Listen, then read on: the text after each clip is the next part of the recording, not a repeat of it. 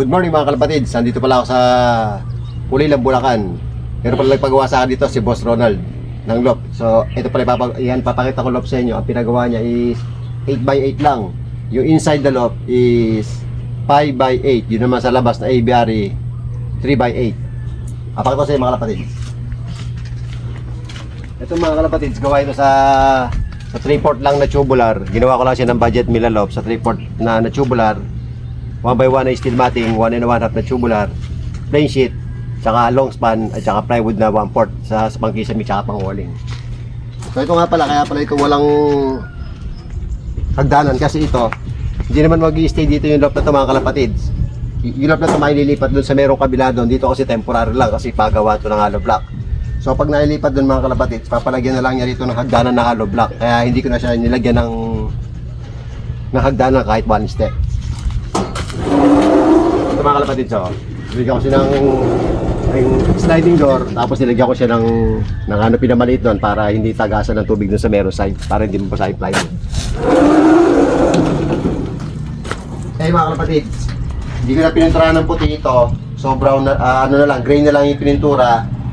And then sa walling, plywood na 1/4, sa ceiling, plywood na 1/4 naman rin. Eh mga kalapatids, yung loob na to mga kalapatids 8x8 lang, tapos yung inside nya 5x8, pero walang kainit-init sa loob, so hindi na kailangan mag-ventilation pa. So yung palang pintuan na to sa may gitna,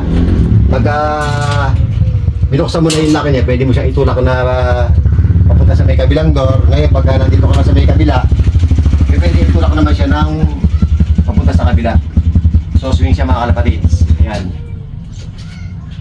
So yun nandito, depende na kay boss kung papalagyan niya ng ilaw dito, kung aabot yung kuryente rin sa binaksakan nila. So ito nga pala yung papunta sa ABRE. Ayan. Doon na kasi, bali, ang plano lang ni boss dito, ang ilalagay is Sputnik lang. So kasi sa akin, hindi advisable sa akin yung ano lang. Yung Sputnik kasi hindi makaka-viewing ibon, tsaka malit lang yung dadapuan. Kaya napagkasunduan namin na 8x8 yung magiging kulungan niya, 5 feet sa loob at saka 3 feet sa labas para meron siya ABRE. Mga kalapatids, oh. Ito yung 3x8 na ABRE niya. Yung pintuan pala niya yung sliding, hindi na pala nakagitna kasi medyo alanganin doon sa magiging pwesto. Pagka kasi ilagay ko yung pintuan dito sa may gitna, so maliit lang yung magiging labasan niya. So kaya ang ginawa kong pintuan, magkasalubong na lang para magiging malaki yung papunta sa ABRE. Ayan o. So rito rin sa may kabila, ganyan din mga kalapatids. Ayan. Ayan, so parehas lang. Pag gusto niyang ilagay dito ng mga perch, yung mga plastic, sabi ko sa kanya, yung tubo na 3/4 na lang ilagay para mas maganda tignan. Ayan mga kalapatids. So. Ayan. Then mga kalapatids, ito pala yung wrap na lang na nilagay namin, hindi na sa mabusising trabaho pa. Ito nga, ano kumbaga sa mas makakamura, ito, mas okay naman ito kaysa dun sa mga ibang truck na nakikita natin na ano, na medyo hassle yung mga ibon sa magpasok. Ito madali lang mga kalapatids. Ayan o. So dito pala mga kalapatids yung labasan ng ibon pagka gusto niyang i-viewing. Ayan o. Yung palang viewing sa ibabaw na to, ang sabi niya kasi sa akin dati, igawa ko lang daw siya ng viewing para daw makita raw yung nasa may bubong. So hindi niya ako binigyan ng details kung anong klase viewing nilalagay ko ngayon. Bali ako ng balang dun diskarte. Ang ginawa ko siya ng viewing na 3 feet by 3 feet, and then doon sa ABRE medyo alanganin dito sa may harapan dahil ito is 3x8 lang. Pagka ginawa kong 3 by 3 feet yung magiging viewing sa may taas, hindi magkakasya, kaya ginawa ko, nag-extend ako ng landing board dun sa may harapan mga kalapatids.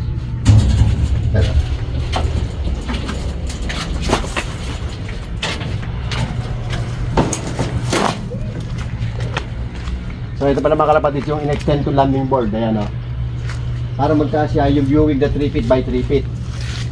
And then tinabas ko ngayon yung viewing sa likod para pumasok dun sa merong ilalim ng kisame mga kalapatids. Ayan kung makikita nyo. Mga kalapatids, nakatabas yan. Ayan. Yung palang viewing na sa taas na yung mga kalapatids, natatanggal din yan. Yan, natatanggal yan. Pagka meron na siyang marunong na ibon, pwede na niyang tanggalin yan para maluwag yung bagsakan ng ibon niya mga kalapatids. Ayan o. Bago mga kalapatids, ito pa. Katulad nga ng sinabi ko, ginawa na lang namin simple. Nilagyan na lang namin ng ventilation dito, and then nilagyan ko ng suro dito para maganda rin yung pasok ng hangin. Pag pumasok dito, labas sa ilalim.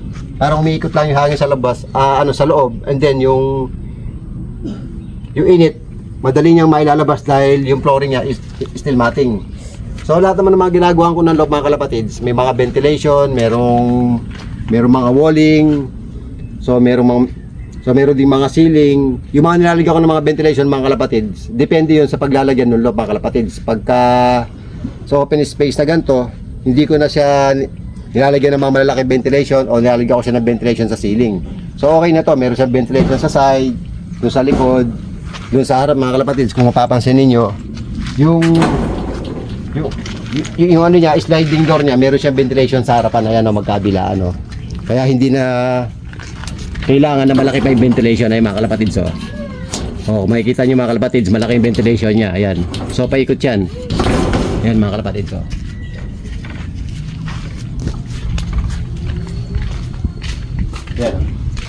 Yung sa mga nag-inquire pala sa akin mga kalapatids, pasensya na pala kayo kung hindi ko kayo ma-replyan lahat kasi minsan pagka oras na nagpapahinga na rin kasi ko at hindi ko na rin ganong nabubuksan yung mga message sa akin. So ang kinakausap ko lang na nakapokus ako kung sino yung lock na ginagawa ko. Lahat ng mga message sa akin mga kalapatids, makikita ko naman eh. Huwag lang kayo magtatampo sa akin kung hindi ko lang kayo kagad nare-replyan mga kalapatids. Pasensya na kayo, ako na mismo humingi sa inyo ng pasensya kasi talagang busy ko sa dami nung nagpapagawa sa akin. Tsaka dun sa mga nabibigyan ko na schedule, pasensya na rin kayo kung medyo nadidelay ako sa inyo nang napunta sa bahay ninyo para i-visit yung lugar ninyo o para sukatan kung ano magiging kakalabasan ng loob ninyo kasi minsan kailangan ko din magpahinga rin ng araw na linggo. So ako na mismo humingi sa inyo ng pasensya mga kalapatids. Sa lahat pala ng mga gusto mag-inquire sa akin at lahat ng gusto magpagawa sa akin, mag-PM lang kayo sa akin mga kalapatids at magre-reply din ako sa inyo. At ito nga pala, dito ako sa Pulilan, Bulacan at today is uwi na ako ng Kalumpit. Yung mga napangakuan ko, huwag kayong maglala. Pupuntahan ko kayo. Pero kung naiinip na kayo sa akin na gawin yung loop ninyo, huwag na kayo magdalawang isip na magpagawa pa sa iba. Okay lang sa akin yun, wala tayong pag-uusapan. So mga kalapatids, paano pala?